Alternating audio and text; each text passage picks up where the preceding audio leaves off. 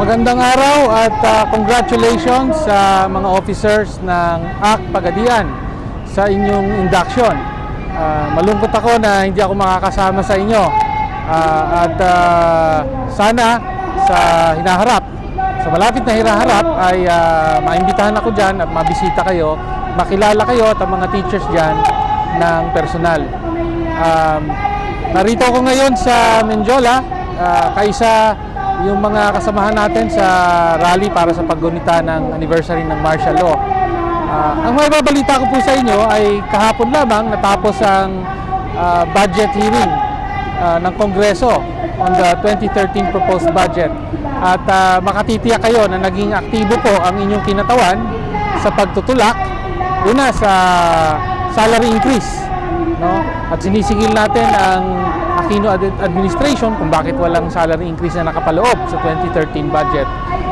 Pangalawa, yung issue ng regularization ng mga contractual teachers, no? Pangatlo, yung pagpapataas sa honoraria ng mga kindergarten teachers natin.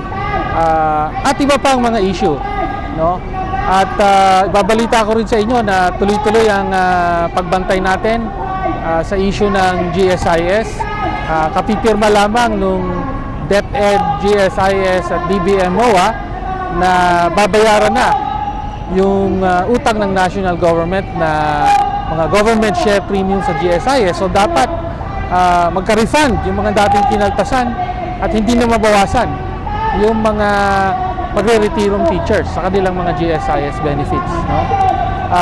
Samantala, this year, ilan sa mga tagumpay natin ay ang pagpapataas ng chalk allowance from 700 to 1,000 at yung pagpapataas ng clothing allowance, no? So sa tulong-tulong dapat tayo, no, para mapalakas ang organisasyon ng ACT sa Pagadian at sa bahaging iyan ng Mindanao, no? Kailangan sa buong Mindanao magpalakas pa tayo. Kailangan namin ng inyong tulong, lalo na sa October 5, World Teachers Day. May panawagan ng ACT para ikampanya natin, iparinig sa Malacanang na dapat bigyan ng salary upgrading ang mga teachers, no? So sana maasahan kayo ron. Muli, congratulations sa inyo. Pag-ibayuhin nyo ang pagpapalakas ng ating organisasyon at sana po magkita-kita tayo sa lalong madaling panahon. Maraming salamat po.